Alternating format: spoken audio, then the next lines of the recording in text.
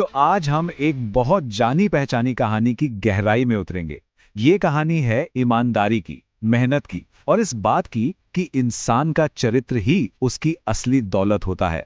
चलिए रामधन की इस कहानी के हर पहलू को समझते हैं और देखते हैं कि इसका संदेश आज भी उतना ही जरूरी क्यों है। कहानी हमें ले चलती है धर्मपुर गांव, जहां हम मिलते हैं रामधन से, एक गरीब किसान जिसने सेठ से कर्ज लेकर अपनी सारी मेहनत जमीन में लगा दी थी। और इस बार उसकी मेहनत रंग लाई थी। लहलहाती फसल देखकर उसे और उसके परिवार को लगा कि शायद शायद अब उनके बुरे दिन खत्म होने वाले हैं। लेकिन कहते हैं ना, किस्मत को कभी कभी कुछ और ही मंजूर होता है। अचानक आसमान में काले बादल घिराए और एक ऐसा भयानक तूफान आया जिसने सब कुछ तबाह कर दिया। पूरी की पूरी फसल बर्बाद हो गई और उस फसल के साथ साथ रामधन की सारी उम्मीदें भी उस पानी में बह गई। और जब लगा कि इससे बुरा और क्या हो सकता है, तब सामने आया साहूकार सेठ हरिराम। उसने जरा भी रहम नहीं दिखाया। कर्ज के कागज दिखाकर बोला, ये जमीन अब मेरी है, और रामधन के परिवार को उनकी पुश्तैनी जमीन से, उनके घर से बाहर निकाल दिया।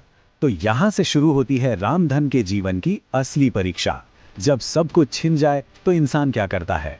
रामधन को अब जंगल में ही अपने जीने का रास्ता खोजना था। अब उनकी दुनिया पूरी तरह बदल चुकी थी। जंगल में एक पुरानी सी कुटिया ही उनका घर थी। रामधन का रोज का काम था दिन भर लकड़ियां काटना और उन्हें बेचकर जो थोड़े बहुत पैसे मिलते, उसी से परिवार का पेट भरना। कमाल की बात यह थी कि किसी ने कोई शिकायत नहीं की। सबने मिलकर इन मुश्किल हालातों का सामना किया। और इतनी मेहनत और हिम्मत के पीछे सिर्फ एक ही जिद थी, एक ही संकल्प था। रामधन ने ठान लिया था कि चाहे कुछ भी हो जाए, वो अपने बच्चों को भूखा नहीं सोने देगा।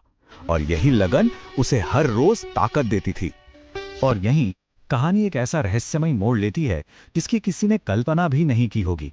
एक ऐसा मोड़ जो रामधन की किस्मत को हमेशा हमेशा के लिए बदलने वाला था। हुआ ये कि एक दिन ज्यादा लकड़ी की तलाश में रामधन जंगल में बहुत अंदर चला गया और अपना रास्ता भटक गया। चारों तरफ घना अंधेरा था और तभी उससे दूर एक अजीब सी रोशनी दिखाई दी। वो हिम्मत करके उस रोशनी की तरफ बढ़ा और एक गुफा के पास पहुंचा। अंदर से सोने जैसी चमक आ रही थी। और जब वो अंदर गया तो जो उसने देखा उस पर यकीन करना मुश्किल था। वो नजारा किसी सपने जैसा था। असल में वो एक जादुई राज्य था, सोने से बना हुआ एक पूरा गांव।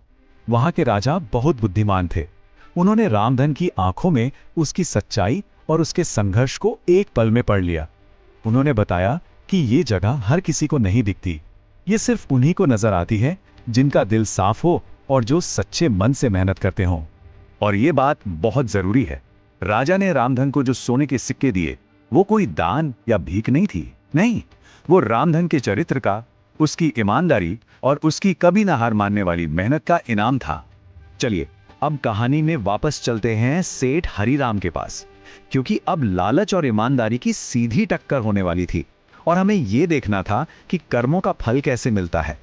जरा देखिए, इन दोनों के रास्तों में जमीन आसमान का फर्क था। एक तरफ रामधन, जिसका मकसद था बस अपने परिवार का पेट भरना, उसका गुण था ईमानदारी और उसका कर्म था कड़ी मेहनत। तो नतीजा क्या हुआ? इनाम। दूसरी तरफ सेठ, जिसका मकसद था बस अपनी तिजोरी भरना, उसका गुण था लालच और कर्म था धोखा। तो नतीजा क्या होना था? सजा। तो हुआ यूं कि जब रामधन सोने के सिक्के लेकर सेठ का कर्ज चुकाने पहुंचा तो सेठ की आंखें फटी रह गईं। उसके मन में शक और लालच घर कर गया। वो ये राज जानना चाहता था और इसी वजह से वो छुपकर रामधन का पीछा करते करते जंगल तक पहुंच गया। सेठ ने भी वही गुफा देखी और जैसे ही उसने अंदर कदम रखने की कोशिश की, एक अनदेखी ताकत ने उसे जोर से पीछे धकेल दिया।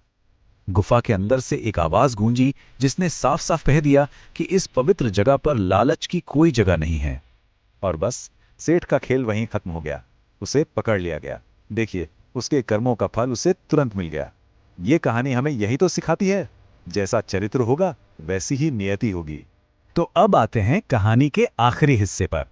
यहां हम देखते हैं कि रामधन को जो मिला वो सिर्फ दौलत नहीं थी, वो थी एक नई जिम्मेदारी, एक नया मकसद। एक बार रामधन के पूरे सफर पर नजर डालते हैं। कहां एक तबाह हुआ किसान, फिर एक हार न मानने वाला लकड़हारा, फिर उसी इनाम से एक कामयाब कारोबारी और आखिर में एक योग्य राजा। यह पूरा सफर उसने कैसे तय किया? सिर्फ और सिर्फ अपने चरित्र और अपनी मेहनत के दम पर।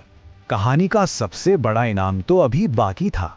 उस जादुई राज्य के बूढ़े राजा का कोई वारिस नहीं था और उन्होंने अपने सिंहासन के लिए किसे चुना? रामधन को। क्यों? क्योंकि वो जानते थे कि एक अच्छे शासक के गुण होते हैं ईमानदारी, विनम्रता और कड़ी मेहनत, और ये सब रामधन में था। और देखिए रामधन का जवाब। उसने ये पद बड़ी ही विनम्रता से स्वीकार किया। राजा बनकर भी वो बदला नहीं।